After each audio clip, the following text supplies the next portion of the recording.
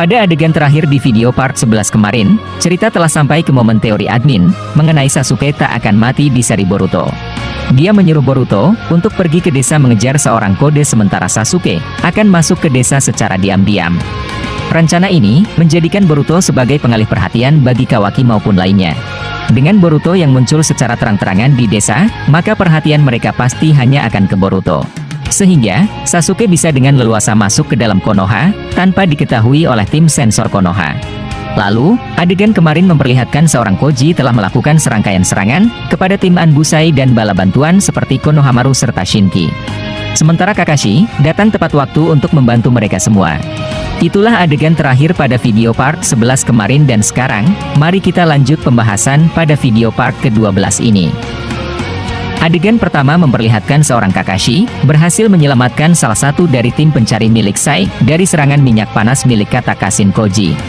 Jika mereka terkena minyak panas tersebut, ini akan membakar mereka dan merasakan hawa yang begitu panas, bahkan melebihi api sekalipun. Seperti yang kalian ketahui, katak yang dimiliki Koji masih sangat misterius. Walaupun dia dikonfirmasi merupakan kloningan Jiraiya, tapi dia berhasil menguasai semua yang dimiliki Jiraiya. Bisa kita katakan bahwa dia merupakan kloningan paling sempurna saat ini. Sangat tak masuk di akal jika Koji bahkan mampu menggunakan Sage mode Jiraiya, teknik Rasengan, maupun hewan Kuchiyose katak miliknya. Jika dia hanyalah kloningan, harusnya 3 kemampuan itu tak akan muncul begitu saja padanya. Karena pada dasarnya 3 teknik itu merupakan suatu kemampuan yang mesti dipelajari oleh si pengguna. Sehingga banyak persepsi yang muncul dan menyatakan jika Koji adalah Jiraiya yang asli. Akan tetapi, biarkan Masashi Kishimoto Sensei yang akan mengungkap misteri dari karakter ini. Lalu mari kita lanjut ke pembahasan dan adegannya, beralih pada Kakashi yang merasa heran melihat kemampuan seorang Koji. Kakashi seperti syok dan tak percaya bahwa apa yang dilihatnya merupakan sebuah kenyataan. Karena semua kemampuan Koji tersebut dikuasai oleh guru Jiraiya. Walaupun Kakashi pernah berhadapan dengan Koji di anime, Koji belum memperlihatkan kemampuan Sage mode maupun katak miliknya pada Kakashi. Admin percaya bahwa kedepannya, pertemuan mereka akan ditampilkan oleh Kishimoto Sensei dan itu akan menjadi pertemuan yang sangat menyayat hati. Lalu, adegan berpindah ke Kashin Koji yang terlihat masih menyerang mereka menggunakan beberapa jurusnya. Sejauh yang terlihat, Koji mengeluarkan teknik Sage modenya dan menendang Kakashi hingga terhempas jauh dari sana. Walaupun tendangannya berhasil ditepis oleh Kakashi, tapi power Sage mode benar-benar sangat kuat. Kakashi dengan perasaan yang merasa nostalgia, terus bertanya-tanya dalam hatinya mengenai siapa orang itu. Kakashi belum fokus sehingga dia hanya dapat bertahan dari serangan seorang Koji. Kemudian adegan beralih ke Konohamaru yang merasa aneh seperti Kakashi. Dengan wajah bingung Konohamaru berkata, "Apa yang kau lakukan Kakashi-san? Jika kau hanya bertahan, kau akan kewalahan juga atau bahkan terluka oleh serangannya." Kakashi kemudian diperlihatkan berhasil bertahan dari tendangan keras Kashin Koji. Dia pun kembali ke tempat Koji dan langsung muncul di hadapannya. Koji kemudian berkata, "Kau boleh juga karena mampu menahan seranganku." Kakashi kemudian menjawab, "Sebenarnya siapa dirimu? Mengapa kau memiliki kekuatan layaknya Tuan Jiraiya?" Ini tidak mungkin, Tuan Jiraiya telah mati sejak lama dan dia sudah dipastikan tewas oleh Tuan Fukasaku. Beberapa bukti kematiannya pun juga telah ditampilkan kepada kami meskipun pada akhirnya kami tidak tahu keberadaan jasadnya selain tenggelam di Laut Amegakure. Siapa kau sebenarnya dan jawab pertanyaanku, mengapa kau bisa menggunakan Sage mode itu? Koji diperlihatkan hanya diam dan dia langsung menyerang Kakashi menggunakan api abadi miliknya.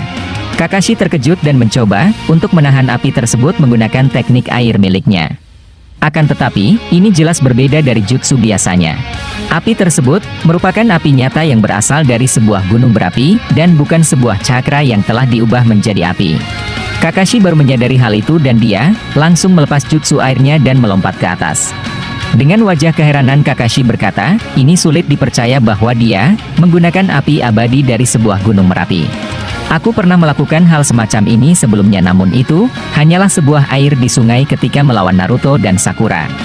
Lalu adegan memperlihatkan seorang Koji yang tertawa mengejek Kakashi sambil berkata, itu adalah api abadi yang berasal dari Gunung Merapi. Nah sebelum admin lanjut untuk membahas ini, admin ingin memberitahu kalian sebuah kaitan antara api abadi Koji dengan Jiraiya maupun Amaterasu milik Itachi. Nah seperti yang kalian ketahui, Jiraiya pernah menyegel api Amaterasu milik Itachi ketika di Naruto kecil. Saat itu, Jiraiya mengurung Itachi dan Kisame di dalam perut kataknya dan Jiraiya sangat percaya bahwa tak ada orang yang bisa menembusnya. Namun, dia terkejut ketika Itachi menggunakan api hitam abadinya untuk menghancurkan salah satu dinding perut katak Jiraiya. Lalu, Jiraiya menyegel api itu ke dalam gulungan miliknya. Nah, dalam anime Boruto saat itu, Kashin Koji diperlihatkan mengeluarkan api abadi yang tak bisa padam. Admin memiliki sebuah teori bahwa api abadi itu kemungkinan besar merupakan Amaterasu milik Itachi yang telah dia simpan dalam gulungan miliknya selama bertahun-tahun. Mungkin, api tersebut kemudian berubah bentuk dengan sendirinya, yang kemudian berubah ke warna dasar yakni seperti api sungguhan. Dan Koji yang merupakan buatan dari Amado, bisa jadi merupakan Jiraiya asli dan pikiran atau otaknya, telah dicuci oleh Amado menggunakan kekuatan tertentu. Kekuatan tertentu yang admin maksud adalah, bisa jadi itu merupakan Zeno Omnipoten. Sedari awal Koji muncul, admin memiliki firasat bahwa dia telah terkena Zeno Omnipoten. Amado merubah ingatan seorang Jiraiya, yang membuatnya tidak berpihak kepada desa Konoha dan itu, akan sejalan dengan kisah Boruto yang melawan desanya sendiri. Amado mungkin memiliki kekuatan Zeno Omnipoten, sama seperti Eida juga dan dia, telah menyusun semua ini agar terjadi. Akan tetapi, ini masih teori admin saja dan kedepannya, kita akan membahas teori tersebut. Lalu mari kita lanjut ke pembahasan dari part ke-12 ini. Koji menyampaikan ke Kakashi bahwa api tersebut tak bisa padam dan akan terus membakar dirimu sampai habis. Hei pria bermasker, jika kau terkena api abadi itu, tubuhmu akan hangus meleleh tanpa tersisa.